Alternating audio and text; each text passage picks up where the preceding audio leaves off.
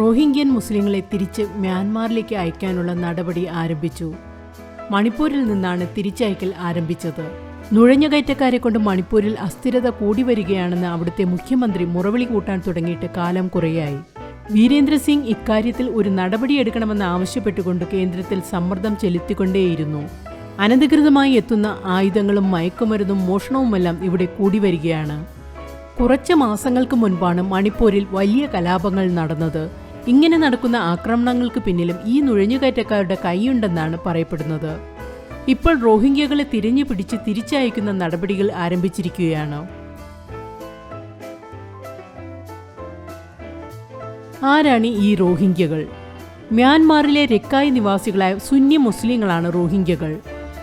Myanmar ഒരു ബുദ്ധമത ദേശമാണ്. ഇവിടെ റോഹിംഗ്യൻ മുസ്ലിങ്ങൾ ന്യൂനപക്ഷമാണ്. മ്യാൻമാറിന്റെ വാദം ഇവർ ബംഗ്ലാദേശികളാണെന്നാണ്. ഇവർ പറയുന്നത് ബ്രിട്ടീഷ് ഭരണകാലത്ത് കൃഷി ചെയ്യാനായി മ്യാൻമാറിലേക്ക് എത്തിയ ബംഗ്ലാദേശികളാണ് ഇവരെന്നാണ്. എന്നാൽ ബംഗ്ലാദേശികൾ പറയുന്നത് റോഹിംഗ്യകൾ തങ്ങളുടെ നാട്ടുകാരല്ല, മ്യാൻമാറുകാർ തന്നെയാണെന്നാണ്. നിലവിലെ അവസ്ഥ എന്തെന്നാൽ രണ്ടു കൂട്ടരും റോഹിംഗ്യകളെ തങ്ങളുടെ നാട്ടുകാരാണെന്ന് അംഗീകരിക്കാൻ തയ്യാറല്ല. അതോടെ സ്വന്തമായൊരു ദേശമില്ലാത്ത സമൂഹമായി ഇവർ മാറിയിരിക്കുകയാണ്. സ്വാതന്ത്ര്യത്തിനു ശേഷം ഒരിക്കലും മ്യാൻമാറിൽ ഭരണസ്ഥിരത ഉണ്ടായിട്ടില്ല. അവിടം പട്ടാള ഭരണത്തിന് കീഴിലായിരുന്നു. അവിടെ സ്ഥിരത വന്നു തുടങ്ങിയപ്പോൾ അവർ ജനസംഖ്യ കണക്കെടുക്കാൻ തുടങ്ങി. എന്നാൽ അവർ റോഹിംഗ്യകളെ പട്ടികയിൽ ഉൾപ്പെടുത്തിയില്ല. അവരെ ബംഗ്ലാദേശിൽ നിന്ന് ഇങ്ങോട്ടേക്ക് നയിച്ചു കൊണ്ടുവന്നതാണ്. അവർ അങ്ങോട്ട് തന്നെ തിരിച്ചു പോകട്ടെ എന്ന നിർദ്ദേശമാണ് വന്നത്. ഇത് പല പ്രശ്നങ്ങൾക്കും ഇടയാക്കി. ഇതിനിടയിലാണ് ഒരു ബുദ്ധസ്ത്രീയെ ബലാത്സംഗം ചെയ്ത് അതിദാരുണമായി ഒരു റോഹിംഗ്യ കൊലപ്പെടുത്തിയത്. ഇത് പ്രശ്നത്തെ രൂക്ഷമാക്കി. 2012 മ്യാൻമാർ സർക്കാർ റോഹിംഗ്യകൾക്കെതിരെ തിരിയുകയായിരുന്നു. 10 ലക്ഷത്തിലധികം റോഹിംഗ്യകളാണ് മ്യാൻമാറിൽ ഉണ്ടായിരുന്നത്. വീണ്ടും പ്രശ്നം രൂക്ഷമാവുകയും 150ഓളം വരുന്ന റോഹിംഗ്യകൾ ആയുധങ്ങളുമായി രക്കയിലുള്ള 24ഓളം പോലീസ് ക്യാമ്പുകൾ ആക്രമിച്ചു. മ്യാൻമാറിലെ രക്കയിൽ നടന്ന ഈ ആക്രമണത്തിൽ 71ഓളം പേർ മരിച്ചു. ഈ അക്രമം അരാക്കാൻ റോഹിംഗ്യൻ സാൽവേഷൻ ആർമി എന്നൊരു ഭീകര സംഘടനയാണ് നടത്തിയത്. അത്താഹുള്ളയാണ് ആക്രമണത്തിന് നേതൃത്വം നൽകിയത്. റോഹിംഗ്യൻ മുസ്ലിമായ അത്താഹുള്ള ജനിച്ചത് പാകിസ്ഥാനിലാണ്. വളർന്നതൊക്കെ മെക്കയിലാണെങ്കിലും പാകിസ്ഥാൻ ഭീകരരുമായി ഇദ്ദേഹത്തിന് ബന്ധമുണ്ടായിരുന്നു. ബംഗ്ലാദേശിലെ അഭയകേന്ദ്രത്തിൽ കഴിയുന്നവരെ പോലും പാകിസ്ഥാൻ ഭീകരർ തങ്ങളുടെ വഴിയിലേക്ക് നയിച്ചു. അങ്ങനെ കുറച്ചുപേരുടെ ശ്രമഫലമായി ഒരു കൂട്ടം ജനത നാടും നഗരവുമില്ലാതെ ഇപ്പോഴും പലായനം ചെയ്തുകൊണ്ടിരിക്കുന്നു.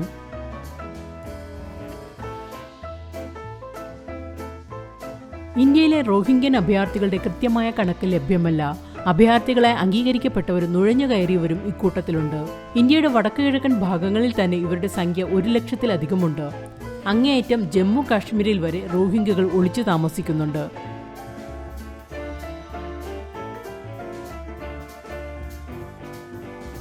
ഭാരതം എപ്പോഴും അഭയാർത്ഥികളോട് ഉദാരമനസ്കതയാണ് കാണിക്കാറ്.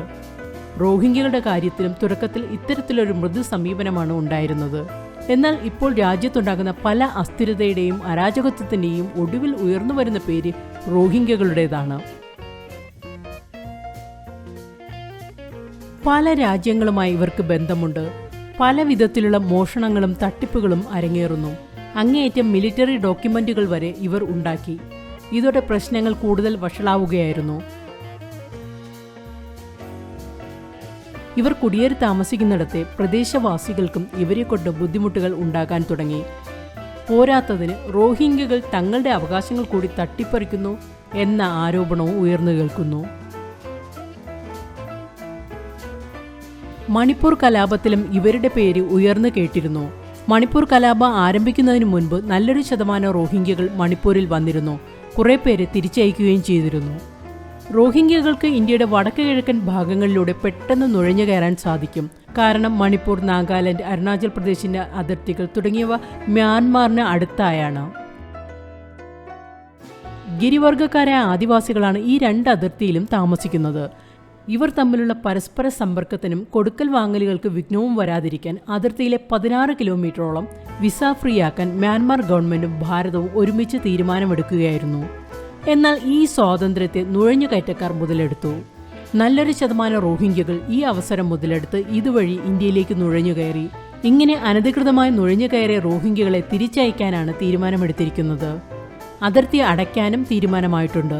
എന്നുവെച്ചാൽ ഇനി മുതൽ അതിർത്തിയിലൂടെ അങ്ങോട്ടും ഇങ്ങോട്ടും പോവുക സാധ്യമല്ല. മ്യാൻമാറിൽ അസ്ഥിരത തുടരുകയാണ്. ഇവർ നേരെ ഓടിക്കയറുന്നതും ഭാരതത്തിലേക്കാണ്. ഓരോ വർഷവും ഇത്രയേറെ അഭയാർത്ഥികളെ ഉൾക്കൊള്ളാനും ഭാരതത്തിന് കഴിയില്ല. ഇവരുണ്ടാക്കുന്ന സാമ്പത്തിക ബാധ്യതയും അസ്ഥിരതയും ഏറി വരികയുമാണ്.